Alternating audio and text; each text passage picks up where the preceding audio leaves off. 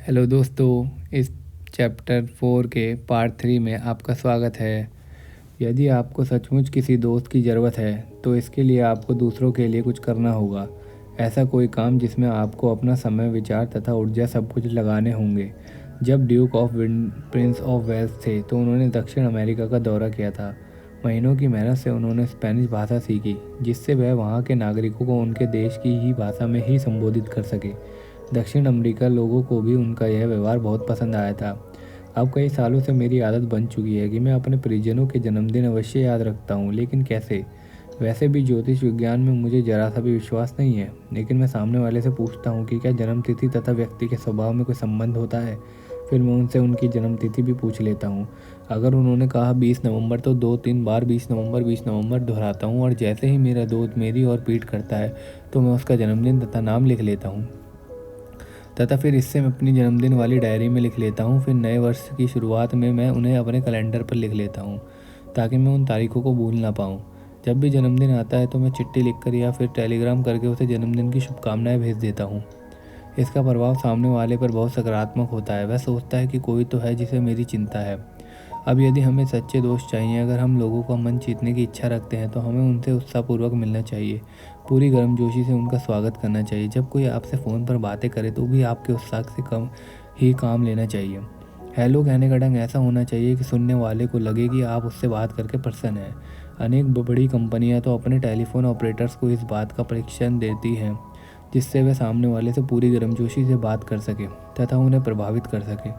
अब से आप भी इस बात का ध्यान जरूर रखें। सचमुच की रुचि न केवल आपको सच्चा मित्र देती हैं, बल्कि कंपनी का स्थायी ग्राहक भी देती हैं। एक बार न्यूयॉर्क के national bank of north America के एक अंक में यह प्रकाशित हुआ था। इस पत्र को मैडलिन रोजडेल नामक महिला ग्राहक ने लिखा था। मैंने ये पत्र आपको यह बताने के लिए लिखा है कि मैं आपके सभी कर्मचारियों से बहुत प्रभावित हूँ। सभी बहुत विनम्र, सभ्य, मधुरभाषी, सहयोगी तथा सभ्य हैं। कितना अच्छा लगता है जब लंबी कतार में प्रतीक्षा के पश्चात टेलर मधुर आवाज़ में आपका सुस्वागत करती है। पिछले वर्ष मेरी माँ 5 महीने तक अस्पताल में दाखिल रही थी। मुझे अक्सर ही पैसे निकलवाने के लिए टेलर काउंटर पर बैठी मेरी पेट सेलो के पास जाना पड़ता था। वह प्रत्येक बार मेरी माँ की तबीयत के बारे में ज़रूर पूछती थी।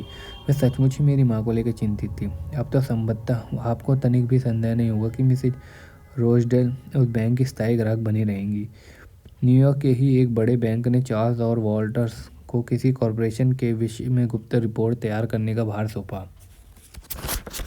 वॉल्टर्स जानते थे कि केवल एक ही व्यक्ति ऐसा है जो सारे तथ्य इतने कम समय में दे सकता था। डॉक्टर वॉल्टर्स उस प्रेसिडेंट से मिलने पहुंचे तो एक महिला ने अपना सिर दरवाजे के अंदर डालकर उस प्रेसिडेंट को बताया कि उस दिन की पोस्ट में विदेशी टिकट तो आए ही नहीं थे। प्रेसिडेंट ने वॉल्टर्स को बताया कि वह अपने 12 वर्षीय पुत्र के लिए डाक टिकट इकट्ठे कर रहे हैं। वॉल्टर्स ने अपनी समस्या बताकर सवाल पूछना शुरू कर दिया। प्रेसिडेंट ने गोलमोल जवाब देने आरंभ कर दिए, जो एकदम अस्पष्ट थे और वॉल्टर्स की समस्या को सुलझाने में सहायक नहीं थे। कंपनी का प्रेसिडेंट बात करने के मूड में नहीं था। यूँ कही कि यह साक्षात्कार एकदम संक्षिप्त तथा निरर्थक साबित हुआ था। हमारी पूरी कक्षा के समक्ष यह कहानी सुनाते हुए वॉल्टर्स ने कहा, मैं समझ नहीं पा रहा था कि कैसे इस परिस्थिति से निपटा जाए, कैसे सारी बात साफ की जाए। फिर मुझे उसकी सेक्रेटरी की कई बातें याद आने लगी। 12 वर्षीय पुत्र, डाक टिकट, और फिर मुझे यह भी याद आया कि हमारे बैंक का विदेश विभाग डाक टिकटों को इकट्ठा करता था। हर देश से आने वाले पुत्रों के डाक टिकट हमारे संग्रहालय में थे। फिर अगले दिन मैं उस प्रेसिडेंट से मिलने चला गया तथा साथ में डाक टिकट भी ले गया। मैंने उसे यह संदेश भिजवा दिया कि मैं उसके बेटे के लिए डाक टिकट लाया हूँ।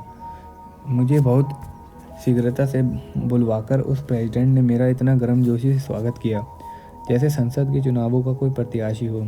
उसके चेहरे पर मुस्कुराहट तथा आंखों में मैत्री भाव था। डाक टिकटों को देखकर तो उसकी प्रशंसा का कोई ठिकाना ही नहीं रहा। वह कहने लगा, वाह, ये टिकट तो मेरे जॉर्ज को बहुत अच्छे लगेंगे। और फिर बहुत देर तक हम टिकटों के विषय में ही बात करते रहे। फिर उसने मुझे अपने बेटे की फ़ोटो भी दिखाई। उसके बाद उसने मुझे वह सारी जानकारी दे दी जो मैं चाहता था, और वह भी मेरे बिना पूछे ही। फिर बहुत देर तक वह मुझे अपने बैंक के बारे में सब कुछ बताता रहा। फिर उसने अपने स्टाफ को बुलाकर उनसे भी कुछ प्रश्न पूछे।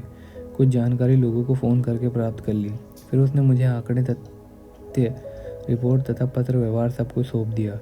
मुझे तो जैसे एक स्कूप मिल गया था। लग रहा है मानो गुत्थी अपने आप सुलझ गई थी। अब एक और उदाहरण यहाँ प्रस्तुत है। वर्षों से फिलाडेल्फिया के सीएम नोफले एक बड़े चैन स्टोर संगठन को ईंधन बेचने का प्रयत्न कर रहे थे। लेकिन ये चैन स्टोर संगठन ईंधन को शहर के बाहर के किसी डीलर से मंगवाता था और फिर वह ईंधन नोफले के ऑफिस के आसपास की इकट्ठा किया जाता था। एक बार नोफले ने हमारी कक्षा में एक भाषण दिया जिसमें उन्होंने चैन स्टोर्स पर क्रोध उतारते हुए उन्हें देश के लिए अभिशाप तक कह डाला था। लेकिन इसके बाद भी नोफ्ते को आश्चर्य हो रहा था कि वे उससे माल क्यों नहीं खरीद रहे हैं। फिर मैंने उन्हें कोई दूसरा ढंग उपयोग करने का सुझाव दिया। अपने कोर्स के सदस्यों के मध्य एक वाद विवाद प्रतियोगिता का आयोजन किया जिसका विषय था चैन स्टोर से देश भर को नुकसान ही नुकसान है, लाभ तो बहुत ही कम है। मैंने नोफले को सुझाव दिया कि वे चैन स्टोर के पक्ष में बोले। नोफले इसके लिए तैयार हो गए। फिर वह उसी चैन स्टोर संगठन के मालिक के पास गया जिससे वह बुरी तरह चिढ़ता था तथा उसे उल्टी सीधी बातें सुनाता था। नोफले ने उससे कहा, मेरे यहाँ आने का उद्देश्य आपको ईंधन बेचना नहीं है, मैं तो मात्र आपसे सहायता मांगने आया हूँ। फिर उसे वाद विवाद प्रतियोगिता के बारे में बताते हुए कहा, मैं आपकी सहायता चाहता हूँ। मैं इस चैन स्टोर के लाभों के आंकड़े तथा पूरी जानकारी प्राप्त करना चाहता हूँ और आपके अतिरिक्त कोई अन्य मुझे इसकी सही जानकारी नहीं दे सकता। मुझे यह प्रतियोगिता हर हाल में जीतनी है और यह काम मैं आपकी सहायता से ही कर सकता हूँ। अब आगे की कहानी सव्य नोफले के ही शब्दों में। मैंने उस व्यक्ति से 1 मिनट के समय की मांग की थी और उसकी शर्त पर वह मुझसे मिलने के लिए तैयार भी हुआ था। लेकिन मेरी बात सुनने के बाद उसने मुझसे करीब 2 घंटे तक बातें की। उसने एक और एग्जीक्यूटिव को बुलाया जिसने चैन स्टोर पर एक पुस्तक लिखी थी। वह मेरी बातों से इतना प्रभावित हुआ कि उसने नेशनल चैन स्टोर एसोसिएशन को फ़ोन करके मेरे लिए इस विषय पर हुई वाद विवाद प्रतियोगिता की रिपोर्ट भी मंगवा दी। उसे लगने लगा था कि चैन स्टोर सचमुच ही लोगों का भला कर रहे हैं और इस बात का उसे गर्व है कि वह इस संगठन से जुड़ा होने के कारण बहुत से लोगों का भला कर रहा है। उसकी आंखों में विचित्र सी चमक थी तथा आत्मविश्वास से उसका चेहरा दमक रहा था। उसने मुझे कुछ ऐसी बातें बताई जो मैंने सपने में भी नहीं सोची थी। मेरी सोच अब एकदम बदल चुकी थी।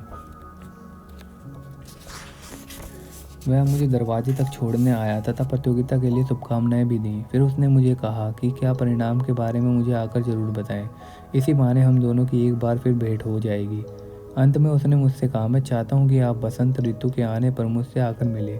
उस समय मैं आपको ईंधन का ऑर्डर देने की कोशिश करूँगा। मेरे लिए तो जैसे यह काम एक चमत्कार था। मैं वर्षों से उसे ईंधन बेचने के प्रयास में लगा था परंतु उसका कोई भी उत्तर नहीं मिल रहा था और अब वह समय ही मुझसे ईंधन खरीदने की बातें कर रहा था। लेकिन यह चमत्कार इस कारण हुआ था क्योंकि मैंने 2 घंटों तक उसमें तथा उसकी समस्याओं में वास्तविक रुचि ली थी। लेकिन यदि मैं वर्षों तक यह प्रयास करता रहता कि वह मुझ में तथा मेरे सामान में रुचि ले तो यह कभी भी संभव नहीं हो पाता। तो मैं नोफले, आपने कोई नई खोज नहीं की है। यह तो सदियों पुरानी सच्चाई है। इसी सच्चाई को तो ईसा के जन्म से भी 1 सदी पूर्व प्रसिद्ध रोमन कवि पब्लिशियन साइरस ने इस प्रकार कहा था, जब दूसरे लोग हमें हमारी समस्याओं में रुचि लेने लगते हैं तो हम भी उनमें तथा उनकी समस्याओं में रुचि लेने लगते हैं। लेकिन मानवीय सिद्धांतों के प्रत्येक सिद्धांत की भांति हमारी रुचि का प्रदर्शन सत्य तथा वास्तविकता पर आधारित होना चाहिए, न कि दिखावे और झूठ पर। इसमें रुचि दिखाने वाले तथा जिसमें रुचि ली जा रही है उन दोनों का ही भला होना चाहिए। न्यूयॉर्क के आइलैंड में हमारा कोर्स करने वाले मोर्टिन वर्ग ने हमें बताया कि किस प्रकार एक नर्स द्वारा ली गई विशेष रुचि ने उनके जीवन की धारा को बदल दिया था। उनके अनुसार मेरी उम्र 10 वर्ष थी और उस दिन थैंक्सगिविंग डे मनाया जा रहा था। मैं एक अस्पताल में वेलफेयर वार्ड में भर्ती था तथा दूसरे दिन मेरा एक बड़ा ऑपरेशन होने वाला था। मुझे पता था कि आगे कई महीनों तक मुझे बिस्तर पर पड़े पड़े दर्द झेलना पड़ेगा। मेरे पिताजी की मौत हो चुकी थी। मैं अपनी माँ के साथ एक छोटे से अपार्टमेंट में रहता था तथा हम दोनों वेलफेयर पर थे। उस दिन मेरी माँ भी मुझसे मिलने नहीं आ सकी। शाम होते ही मुझे अकेलापन, चिंता और डर सताने लगे। मुझे मालूम था कि मेरी माँ घर पर मेरे ही बारे में चिंता कर रही होगी। उन्होंने खाना भी नहीं खाया होगा और वे मुझसे मिलने भी नहीं आ सकी।